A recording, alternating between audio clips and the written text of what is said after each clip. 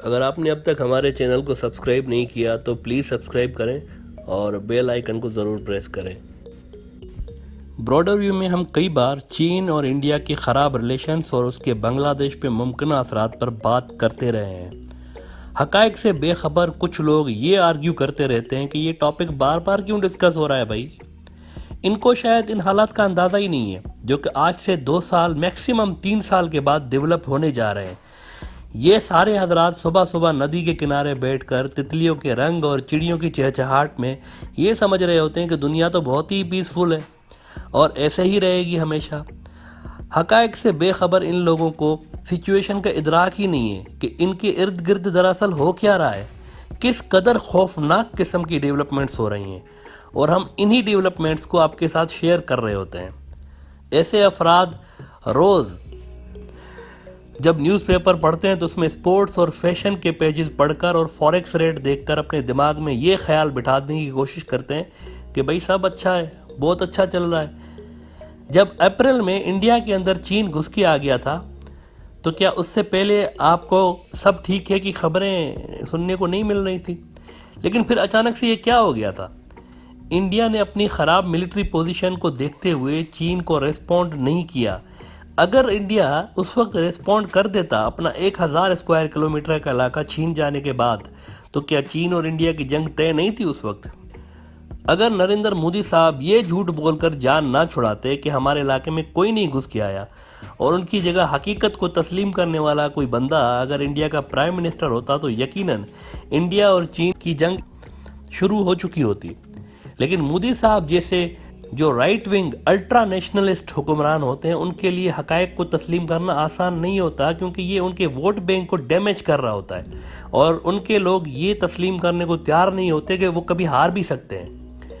ابھی جب یہ کلیشز شروع ہوئے تھے اپریل میں، تب ہم نے مئی سے ہی یہ کہنا شروع کر دیا تھا براڈر ویو میں کہ یہ وائلنٹ ہو سکتا ہے، اس میں گند ہو سکتا ہے، اور پھر جون میں سب نے دیکھا کہ واقعی ایک بہت بڑا کلیش ہوا اور اس میں کئی لوگ ہلاک ہوئے تھے، اور انڈین ٹروپس کو پیچھے کی طرف ہٹ کر یہ کہنا پڑا تھا کہ ہمارا ایک بندہ ہلاک ہوا ہے۔ لیکن چین اور عالمی میڈیا میں جب خبریں آنے لگیں تو انڈیا کو حقیقتوں کو تسلیم کرنا پڑا اور اپنی اصل جو ان کے ہلاکتوں کی تعداد تھی وہ بتانی پڑی۔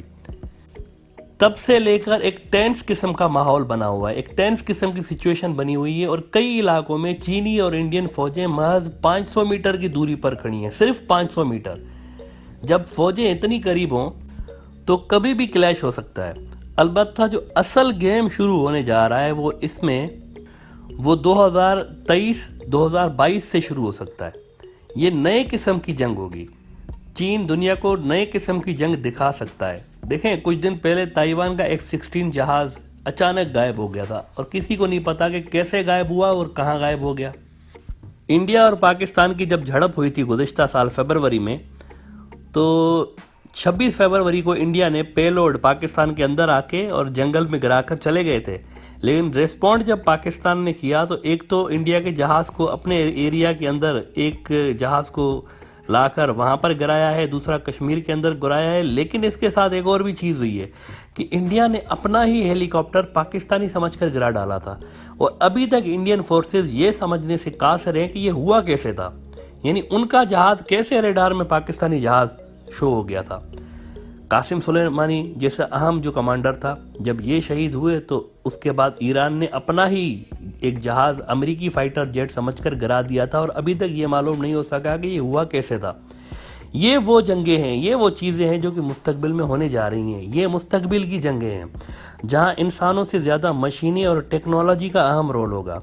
چین ہر صورت وہ سارے علاقے نیئر فیوچر میں لینے جا رہا ہے جنہیں وہ اپنا علاقہ سمجھتا ہے، اور ان میں لداخ ہی نہیں، بنگلہ دیش کے پڑوس کے 2 علاقے بھی شامل ہیں، یعنی انڈین نارتھ ایسٹ اور سکم یہ ٹاپ ٹارگٹ ہے۔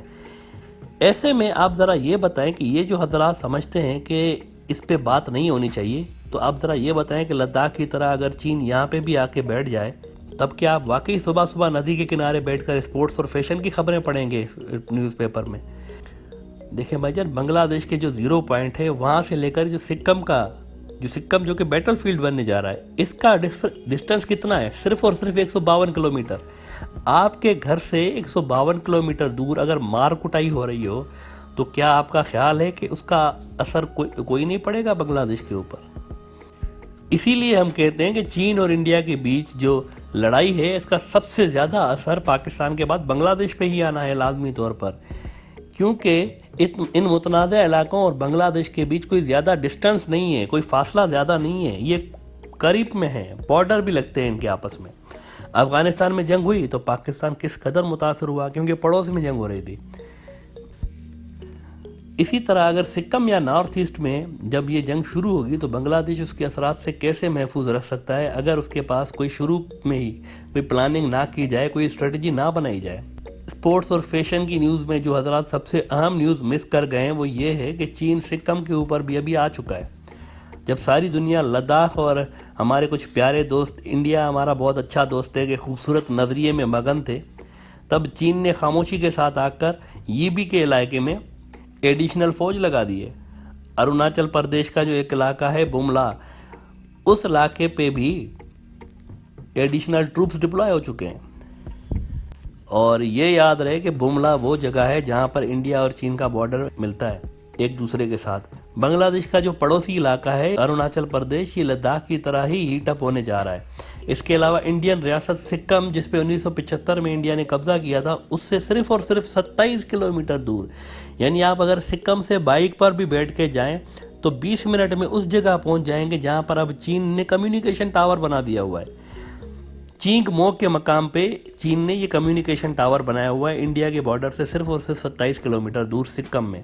ادھر کاشگر میں چین نے surface to air missile sites لگا دی ہوئی ہیں انڈیا کے بارڈر کے ساتھ ساتھ، میزائل سائٹس۔ لہذا دس از دا رائٹنگ آن دا وال، کہ ہونے کیا جا رہا ہے یہ تو سب کو نظر آ رہا ہے۔ آپ کے آنکھیں بند کر کر یہ کہنے سے یہ خطرہ ٹل نہیں جائے گا کہ سب صحیح ہو جائے گا، اور ان چیزوں کی بات نہیں کرنی چاہیے ہمیشہ۔ یہ وہ چیزیں ہیں جو کہ ہمارے اس ریجن کا مستقبل بدل سکتی ہیں۔ آپ ذرا سوچیں اس بات کا، آپ کا اور میرا مستقبل ان چیزوں سے جڑا ہوا ہے، کیونکہ یہ سب ہمارے پڑوس میں ہو رہا ہے، اور ہمارے لاکھ چاہنے کے باوجود بھی ہم اس وار میں سک ان ہو سکتے ہیں۔ ایسے میں اس اہم ترین چیز کو چھوڑ کر کیا اکشے کمار کی فلم لکشمی بوم پہ کمنٹری کی جائے؟ یہ ہمارا سوال ہے نظرات سے، جو کہ اس اہم ترین ڈیولپمنٹ کو نان سیریس لیتے ہیں۔ اور کیا آپ کو معلوم ہے کہ ادھر انڈیا پاکستان کے بیچ جو لائن آف ایکچوئل کنٹرول ہے، اس سے صرف 112 کلومیٹر دور چین نے اضافی فوج ڈپلوائے کر دی ہوئی ہے۔ وہ تھیٹر الگ سے کھلنے جا رہا ہے یہاں بنگلہ دیش کے قریب والے جو علاقے ہیں سکم اور اروناچل پردیش، یہ تھیٹر الگ سے کھلنے جا رہا ہے۔ یہ نئے لیول کی جنگ ہے جس کی چین تیاری کر رہا ہے فیصلہ کن وکٹری کے لیے، کیونکہ بہرحال زمین تو ہے اس کی، زمین تو چین کی ہی ہے جس پہ یہ سو کالڈ انڈین اسٹیٹس بنی ہوئی ہیں۔ اروناچل پردیش ہو گیا، سکم ہو گیا، یہ تو اگر انڈیا یہ سمجھ رہا ہے کہ 1947 سے یہ علاقے انڈیا کو ملے ہوئے ہیں انگریزوں کی جانب سے، تو اس کو تو چین نہیں مانتا، کیونکہ انگریزوں نے خود یہ علاقے چین سے چھینے ہوئے ہیں تاریخ کے مختلف ادوار میں، جب چین نہایت کمزور ہوا کرتا تھا اور جو آتا تھا چینیوں کو مار پیٹ کے چلا جاتا تھا۔ چینی اس کو سینچری آف ہیومیلیشن کے نام سے آج تک یاد کرتے رہتے ہیں کہ کبھی جاپانی آ کر ان کو مار پیٹ کے گئے، کبھی انگریز آ کر ان کو مار پیٹ کے گئے، یہ کمزور تھے اس وقت۔ لیکن اب چینی ایک نئے سپر پاور کے طور پر ابھرے ہیں اور یہ ان کو معلوم ہے، اور یہ ان کے پاس گولڈن اپرچونٹی ہے کہ اپنے یہ سارے علاقے واپس لیں۔ چین کی اس رائز کو پاکستان کے نیشنل پوئٹ اور آئیڈیولوجیکل فاؤنڈر علامہ اقبال نے یہ کہہ کر پریڈکٹ کیا تھا کہ گراں خواب چینی سنبھلنے لگے، ہمالہ کے چشمے ابلنے لگے۔ بہرحال یہ ایک بہت بڑی ڈیولپمنٹ ہے جو کہ اس ریجن میں ہونے جا رہی ہے، اور بنگلہ دیش ہو یا پاکستان، سب اس کے اثر کے نیچے کسی نہ کسی طرح ضرور آئیں گے۔